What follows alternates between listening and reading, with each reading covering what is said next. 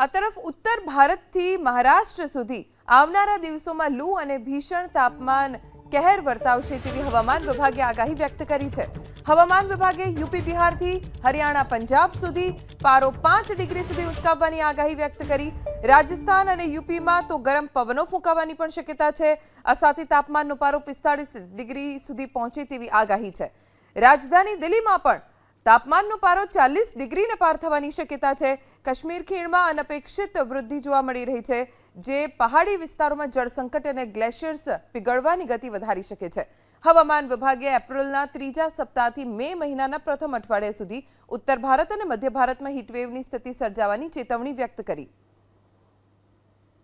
આ તરફ ઉત્તર ભારતથી મહારાષ્ટ્ર સુધી આવનારા દિવસોમાં લૂ અને ભીષણ તાપમાન કહેર વર્તાવશે તેવી હવામાન વિભાગે આગાહી વ્યક્ત કરી છે।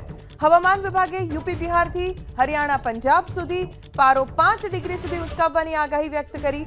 રાજસ્થાન અને યુપીમાં તો ગરમ પવનો ફૂંકાવાની પણ શક્યતા છે।